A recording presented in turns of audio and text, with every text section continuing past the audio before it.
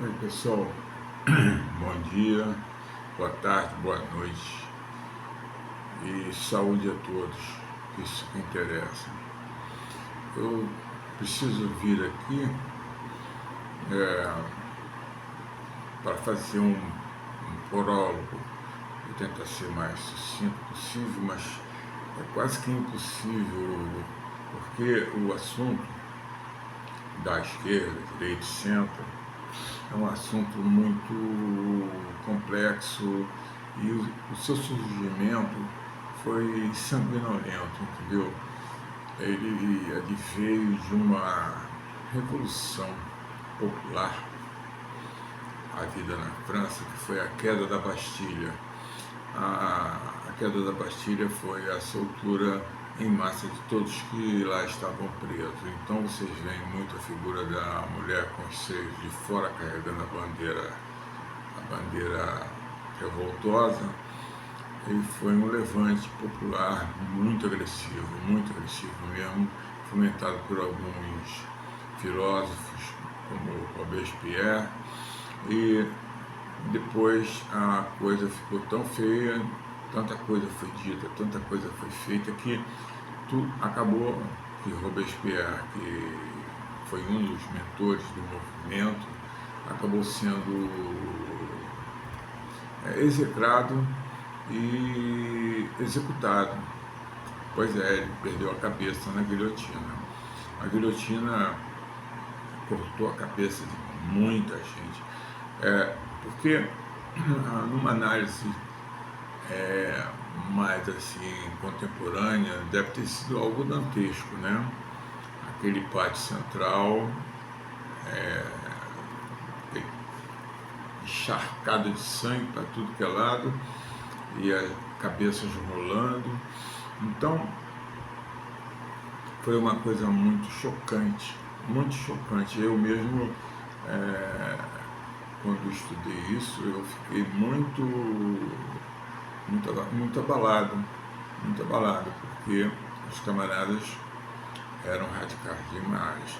Mas a gente tem que entender o comportamento deles de certa maneira, porque foram anos, séculos de domínio de um rei absolutista, entendeu? Que só se preocupava em ficar no Palácio de Versalhes dando festas, enquanto o povo passava fome no centro de Paris. E ele se execrou de Paris, ele foi para Versalhes e lá fez um palácio que até hoje, já agora convertido em museu, se você for conhecer, é uma ostentação pura e simples de riqueza de uma minoria mesmo, porque o povo foi completamente execrado desse processo. Eles lá tinham a própria corte, a corte toda se concentrava lá, lá se comia à vontade, tinha de tudo, e eles faziam de vista grossa, porque pelo que estava acontecendo realmente com o povo. Então, o nascimento foi um parto difícil, esse nascimento foi um parto muito difícil e sanguinolento. E isso foi se estendendo até 1815, foi um longo período. E essa dicotomia de regimes foi assim avassaladora. Graças a Deus ela se semeou, se espalhou, esse novo entendimento contemporâneo à época, ele em outros países não foi o banho de sangue que houve na França. Na França o troço foi, o bicho pegou feio mesmo. Então, eles se reuniram e chegaram à conclusão, depois de eles já terem liquidado toda a corte e todos aqueles que eles achavam que não estavam de fato do lado do povo, foi assim, como posso dizer para você, uma assunção. O povo assumiu sua posição pela primeira vez em muito tempo. Foram muito tempo de sofrimento, muito tempo de descaso, entendeu? E graças a Deus isso foi curto, assim, como dizer, né? Não foi tão curto, mas imagina se isso continua século XIX adentro, caramba, ia ser um índice de mortalidade muito alto. Então, como é que eu posso explicar? É até chocante. Vocês me desculpem, mas é uma coisa que o ser humano foi capaz de fazer e o povo foi levado a fazê-lo, porque só tinha um jeito, aquele povo não podia coexistir com o povo. Aí chegaram a essa conclusão, assumiram o poder, instituíram uma assembleia e de lá se dividiram em 2 grupos com uma presidência. Então, daí foi que nasceu, mas vocês me desculpem eu ter que falar isso, mas foi chocante. A palavra dar certo foi a uns que estão agora, nós que estamos agora, que temos a chance de expor, ser ouvidos, né? Através do voto, através dessa maravilha do voto eletrônico, que o debate acaba no mesmo dia, é decidido praticamente no mesmo dia, esse processo rápido de apuração, que antigamente eu trabalhei em apurações, eu fui escrutinador no tempo que o voto era de papel, e olha, trabalhar numa sessão de apuração como escrutinador e vogal não era mole não. A gente tinha o apoio do juiz eleitoral que ficava da zona eleitoral, ele ficava lá para poder botar ordem na casa, ele tinha o poder total sobre o que estava acontecendo ali, ele tinha toda a força policial, para botar ordem na casa, porque era comum, tinha o voto em branco. Poxa, eu parei, eu estava com o destino do vogal que tinha ido jantar, e então eles pensaram que eu não tinha experiência, então tudo que era voto em branco, tinha gente lá colocando escrutinador, botando voto onde não tinha. Então eu suspendia, porque nós éramos cercados, entendeu? Era permitido, tinha um cordão em torno, e nós tínhamos observadores dos partidos e dos partidários, os que estavam em maioria, né, ganhando a maioria a olhos vistos, conforme a gente ia abrindo as urnas. Aí teve absurdos, então a gente, quando a gente não podia ser tocado, os observadores não podiam botar a mão na gente, quando botava a gente levantava os braços, porque era um alerta para a juíza da vara que tinha alguma coisa errada ali, e ela prontamente vinha até ali para ver a situação, e a gente nem precisava falar para ela o que estava acontecendo. A juíza, nesse ponto, a juíza eleitoral, são pessoas expertas em apuração, nesse caso, escrutínio de papel. Então, muita gente botava voto em branco, e eu não sei, eu me lembro bem do que aconteceu na minha sessão de apuração, em que a juíza era muito boa, muito sensata, e eu fiquei um tempo como escrutinador e vogal, e eu galguei uma promoção lá dentro. Eu fui conferir os mapas com os votos. ela confiou em mim, eu sentei do lado dela e ali eu tinha que fazer meu trabalho de conferir os mapas que naquele tempo a apuração era muito longa, levava às vezes uma semana, cara. Então eu trabalhava de 7 da manhã até 3 horas da manhã do dia seguinte. Era um serviço extenuante e de muita responsabilidade, porque eu estava com a juíza eleitoral do meu lado e eu ficava assim, de certa maneira, até grato de ter esse reconhecimento, mas a responsabilidade jogada em cima de uma só pessoa. Eu era responsável por conferir mapa com voto, e isso é o que acontecia.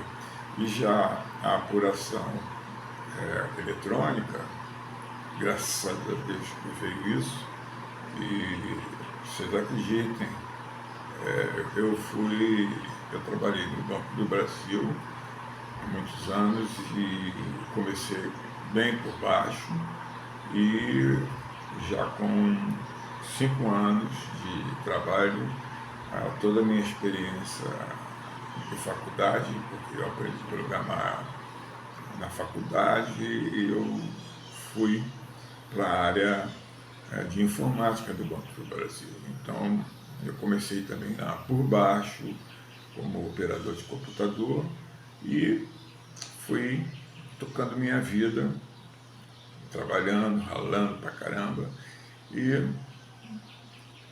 fui galgando, né? Cheguei a ser analista de sistema, programador também. Eu lia com facilidade os manuais, porque quando se coloca um programa para rodar, a gente tem que analisar o que não deu certo e passar isso para o programador do programa, que faz o programa, né?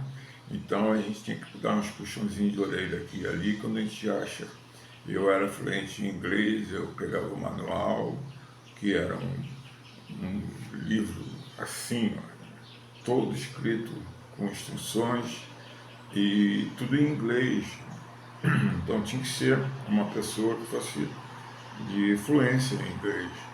E eu estudei inglês, graças a Deus, no Instituto Brasil Estados Unidos, do centro do Rio de Janeiro, atrás da Embaixada Americana.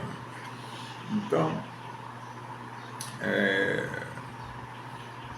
eu fui aproveitado nessa função pela minha dignidade, pela minha, segundo palavras da própria juíza, né, pela minha postura comportamental e de fidelidade ao resultado, né? Transparecer, não deixar que se alterasse um resultado de uma campanha eleitoral demorada, de uma apuração demorada, por oportunistas. Então, hoje, por exemplo, eu ainda tenho, infelizmente, não tem a opção de nulo, e nunca teve. Você transformar o teu voto nulo se manifestando no próprio voto, riscando o voto todo, dizendo que eu não voto. Tu via absurdos.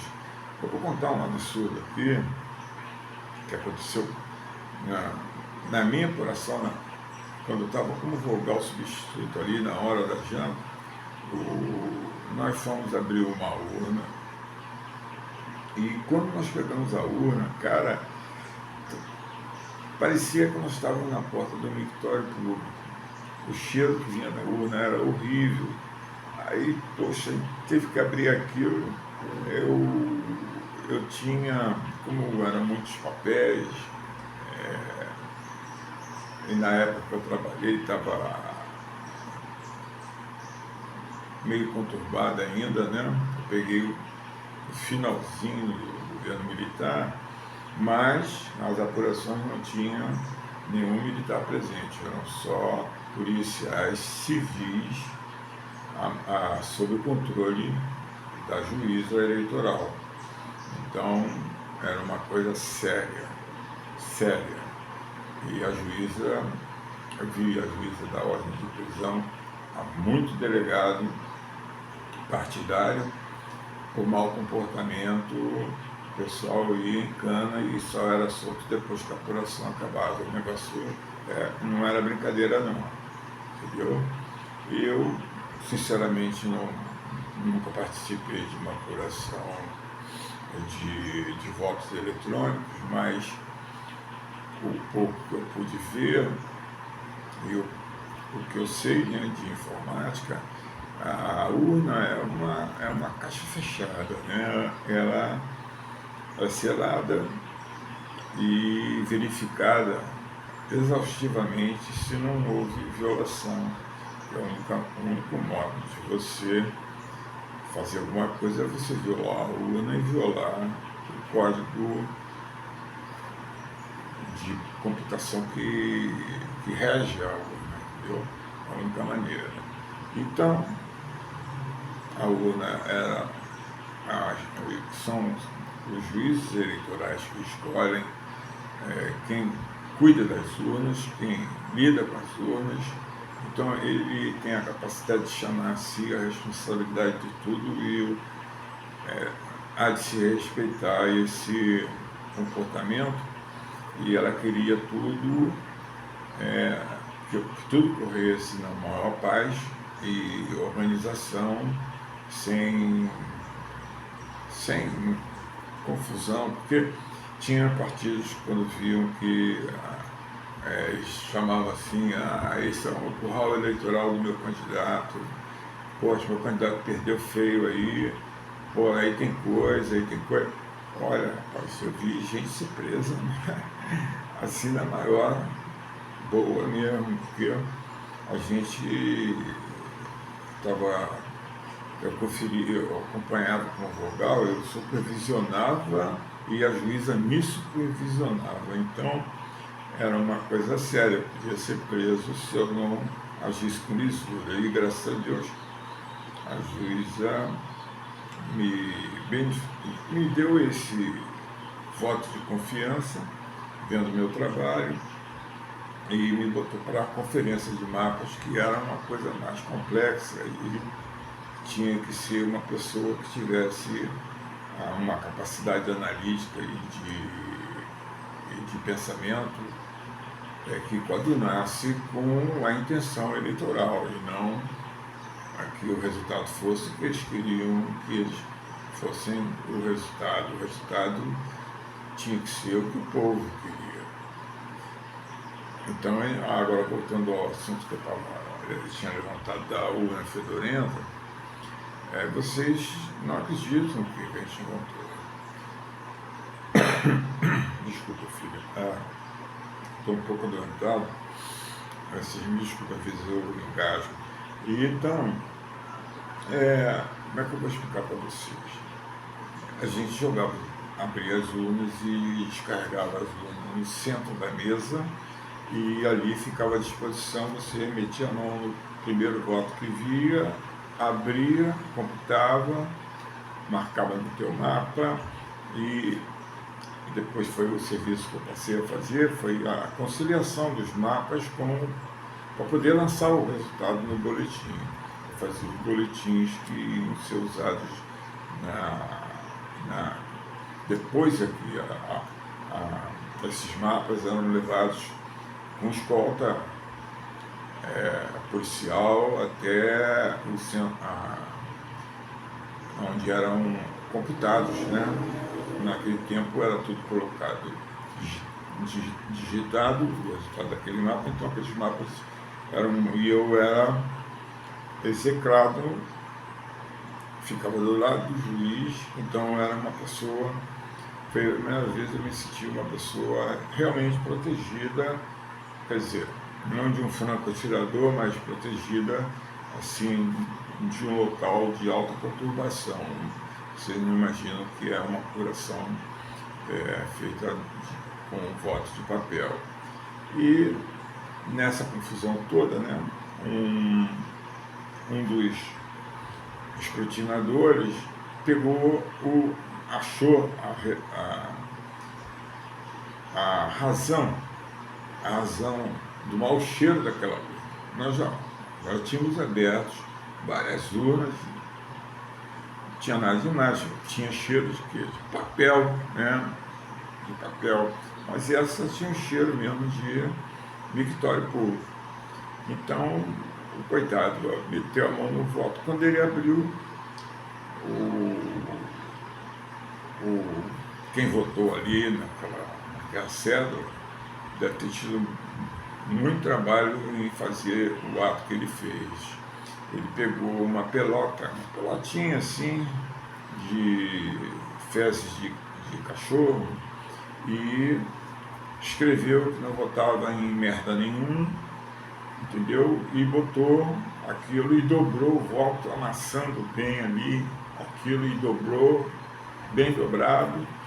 Bom, aquela urna ficou alguns dias pegando sol e alguns dias assim, esperando chegar a ordem para apuração. Então vocês imaginam a fermentação das fezes caninas em um lugar fechado, lacrado, selado, que só a juíza, só podia ser aberta uma urna na presença da juíza. Então a juíza tinha muito trabalho. Eu nunca vi ninguém ser tão, como é que se diz, eclética. Ela tinha que ser eclética, ela tinha que tomar decisões pesadas, decidir sobre tudo que acontecia de errado. O julgamento era ali na hora. Eu lembro até então um pouco desse, não tinha guilhotina ali, né? A guilhotina, pode-se dizer que era a juíza, era ela que cepava o errado. E então os delegados partidários queriam aproveitar o voto, cara. Aí ninguém quis mais tocar naquele voto. Ninguém quis tocar. Aí apareceu lá não sei, não me lembro mais se era partidário ou se era da zona, com as luvas cirúrgicas, para a gente poder manusear aquele voto. E a pressão em cima era grande, que o voto é inviolável, você não pode botar termos chulos, palavrões, riscar, escrever besteira. Ali é só para você marcar a tua intenção de voto e dobrar e botar na urna. A urna é sagrada, numa eleição, não misturem isso com o divino, mas ela é um objeto sagrado da vontade tua, da vontade do povo. Então, do povo fazer uma coisa dessa é algo que me chocou muito na época. O voto, obviamente, foi anulado, aí começou uma conturbação de protesto, porque... Mas aí o cara não tinha votado em ninguém, o cara tinha escrito barbaridade no voto e botado uma pelota de fezes caninas. Então, faça-me o favor, não tinha como aproveitar um voto desse, né? Então o voto foi devidamente anulado, ensacado, selado, porque aquilo foi... esse tipo de atitude gerava mais trabalho, porque a juíza, de posse desse material, ela fazia, ela respondia à comissão, né, eleitoral, que era composta por desembargadores. Então ela tinha que passar era sabatinada todo dia, porque a apuração ela praticamente não parava, entendeu? Enquanto tinha, por exemplo, separava-se porque a gente é ser humano, nós não podíamos ficar 24 horas trabalhando na apuração. Então a apuração tinha hora para começar e hora para terminar. Mas essa hora para terminar, era mais assim uma coisa hipotética, porque se a minha mesa, por exemplo, ela era rápida na apuração, porque era constituída só de funcionários do Banco do Brasil, quer dizer, pessoas que estão acostumadas a tratar com papel, né? Gente que trabalhava numa instituição que você só entrava sob concurso, você era analisado, você não subia lá dentro à toa. Você tinha que estar sempre matando união todo dia para poder mostrar que você era bom no que fazia. E a juíza de mesma feita tinha quase que uma missão parecida, só que em alta instância, né? Então, ela fazia o relatório dela da apuração e esse ia ao crivo dos desembargadores e eles tinham o poder final de decidir, e o presidente, né? No caso, o presidente, que é um juiz do Supremo Tribunal Federal, então não é coisa para se brincar e fazer o que o cidadão fez, mas vai se fazer o quê? A gente não sabe o nível de cultura dele e o quanto ele estava injuriado com alguma coisa que ele fez o que ele fez. E isso foi, assim, o de mais grave que eu vi durante a apuração. Claro que eu vi outras barbaridades, mas essa culminou, para mim foi o pináculo. Ainda bem que foi no último dia de apuração, porque, poxa, as meninas que estavam também trabalhando com a gente, porque eram homens e mulheres, não eram só homens, é isso que eu falo. A mulher, pelo menos, eu sempre vi a mulher. Eu trabalhava numa empresa que tinha mulheres que trabalhavam comigo, muito competentes, programadoras, analistas, exímias programadoras.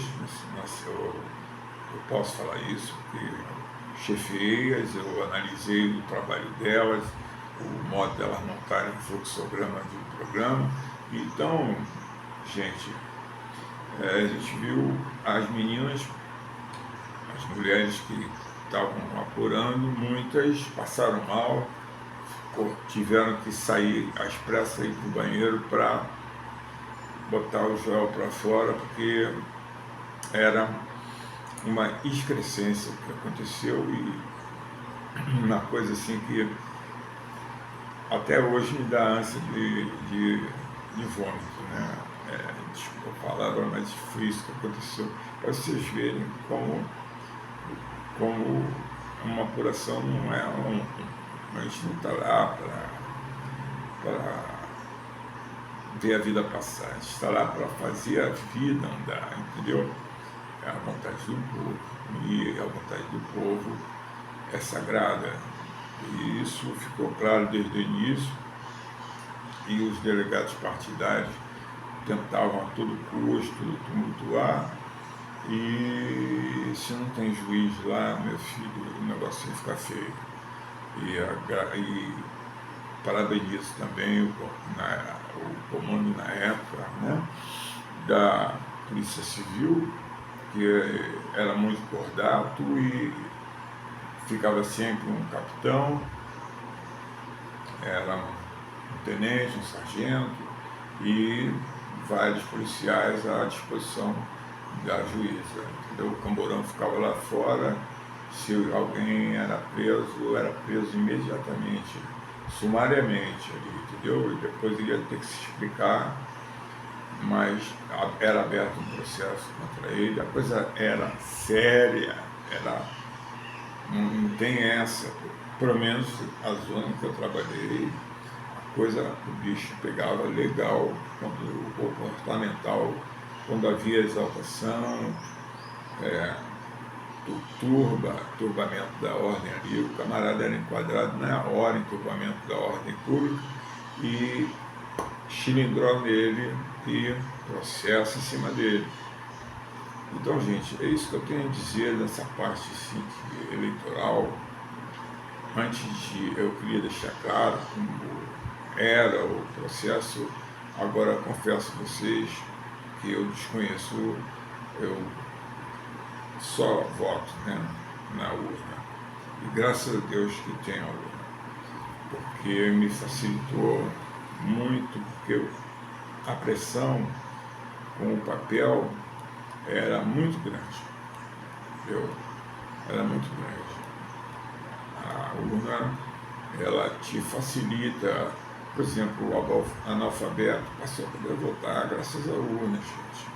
O adolescente de 16 a 18 anos e o idoso, que nem eu, que já tem mais de 70, que já não sou mais obrigado a votar, minha intenção de voto é compulsória, eu não preciso votar mais. Eu sou um garotão de 16 anos, como eu já disse, eu voto se eu quiser, entendeu? E na eleição que eu quiser, entendeu? Eu estou liberado o voto para mim não é mais obrigatório. Mas aí vem aquilo no teu peito, você que já participou de tantas coisas como eu fica difícil eu me ausentar, né? Eu tenho que estar. Eu sou uma pessoa doente, aposentada por invalidez, então ir numa eleição, eu não posso ficar até muito tempo esperando numa fila, mas aí graças a Deus eu tenho ajuda e consigo ter preferência no voto, então eu voto e caio fora para não tumultuar a eleição em si e cumprir meu dever, né? Porque eu levo isso como dever, mesmo eu falo que eu não preciso mais votar, mas está no sangue aqui, ó, correndo nas veias, no sangue, a misturada de genética que nós somos, né? E no meu ser, no meu âmago, eu vou votar mesmo não precisando, porque é uma coisa que me atinge, né? Eu sou povo também, gente. Tá bom? Então, eu agradeço que vocês tenham me ouvido e agradeço muito, no caso, o YouTube pela facilitação que me deram agora, e o YouTube se tornou um veículo imbatível em comunicação. Todo mundo hoje fala um com o outro, vê o que quiser ver, critica o que quiser criticar. Eu acho isso um dos meios mais democráticos que eu vi na minha vida, entendeu? O camarada poder. E o YouTube tem uns critérios bem rígidos. Eu tive, inclusive, shorts meus censurados, que eu deixei escapar, porque eu entro no personagem. O problema é que eu crio um personagem, o short, você tem que criar um personagem e entrar nesse personagem. Então esse personagem nem sempre como vem esse personagem?